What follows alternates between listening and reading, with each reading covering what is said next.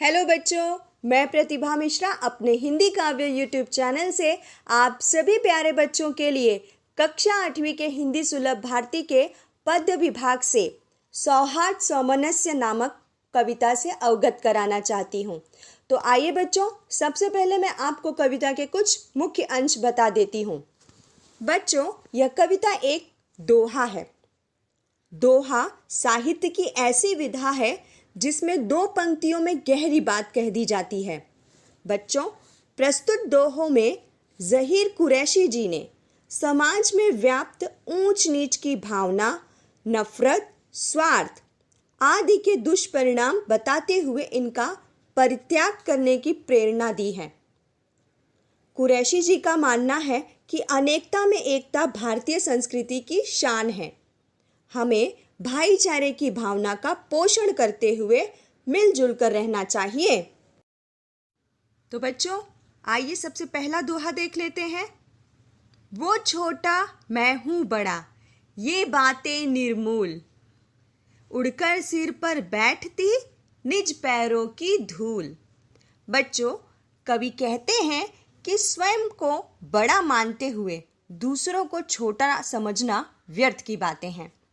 हमें इनका त्याग करना चाहिए। हमें यह कभी नहीं भूलना चाहिए कि जिस धूल को हम पैरों से रौंदते रहते हैं, जब वह उड़ती है तो हमारे सिर पर ही आकर बैठती है।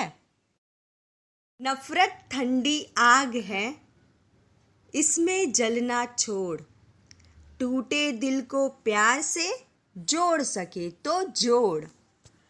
बच्चों, कवि कहते हैं घृणा यानी नफरत एक ठंडी आग के समान है।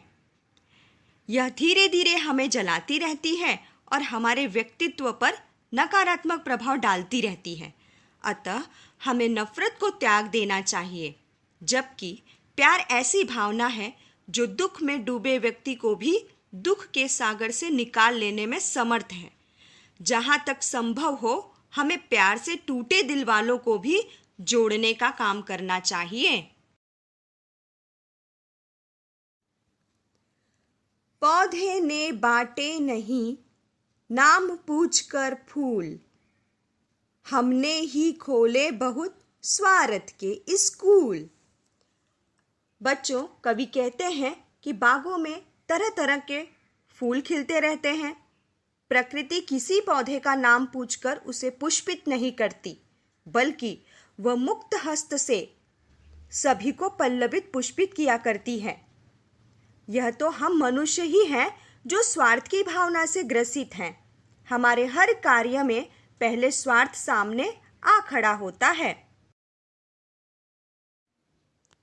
धर्म अलग, भाषा अलग, फिर भी हम सब एक, विविध रंग करते नहीं हमको कभी अनेक।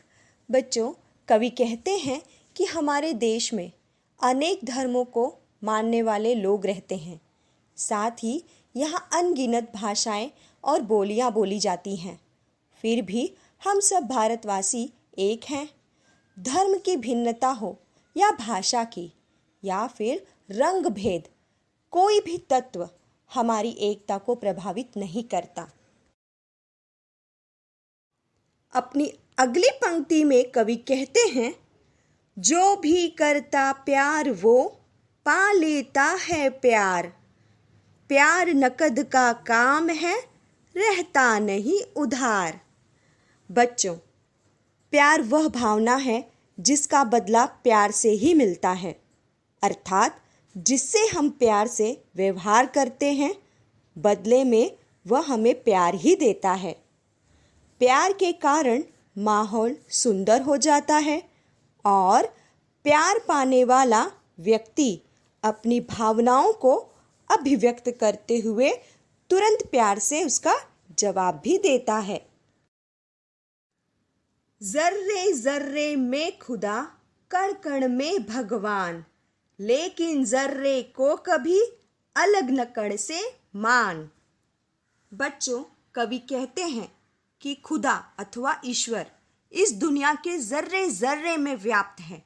उसी प्रकार भगवान इस जगत के कण कण में व्याप्त है। हम मनुष्य को यह जानना चाहिए कि जर्रा और कण एक दूसरे से अलग नहीं हैं। उसी प्रकार खुदा और भगवान में कोई भी अंतर नहीं है। उन्हें एक दूसरे से अलग नहीं समझना चाहिए। कवि कहते हैं, इसलिए हम प्यार की करते साज संहार, नफरत से नफरत बढ़े, बढ़े प्यार से प्यार। बच्चों, कवि कहते हैं कि हमें प्यार की भावना को कभी मलिन नहीं होने देना चाहिए।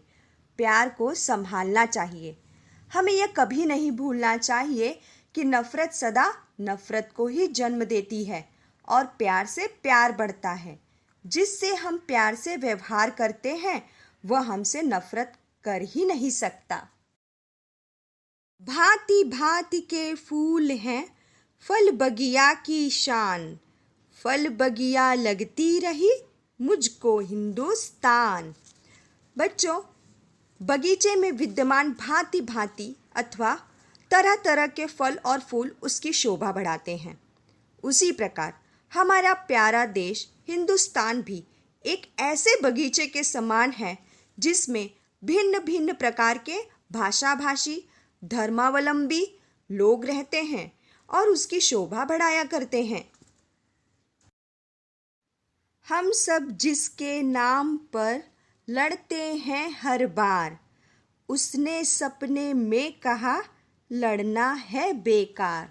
बच्चों, कवि कहते हैं कि हम जिस भगवान के नाम पर बार बार आपस में लड़ते झगड़ते रहते हैं, उसी भगवान का कहना है कि यह लड़ाई व्यर्थ है। इस लड़ाई में हानि ही हानि है, प्राप्त कुछ भी नहीं होता। अतः हमें धर्म के नाम पर लड़ना बंद कर देना चाहिए। तो आइए बच्चों, कविता में आए हुए सभी कठिन शब्दों को यहाँ पे सरल अर्थ में समझा देती हूँ। निर्मूल, बिना जड़ की अथवा निरर्थक। नफरत, घृणा। स्वार्थ, स्वार्थ। स्कूल, बच्चों यहाँ इसका अर्थ है संस्थाएं। विविध, विभिन्न। जर्रा, अत्यंत छोटा कण। मान, मानो। शान, शोभा। संहार, जिसका अर्थ है संभालना अथवा सुरक्षा। तो बच्चों, यदि मेरी यह छोटी सी कोशिश आप लोगों को पसंद आई हो तो मेरे चैनल को सब्सक्राइब और लाइक ज़रूर कीजिए और अपने ज़रूरतमंद दोस्तों में शेयर कीजिए। धन्यवाद।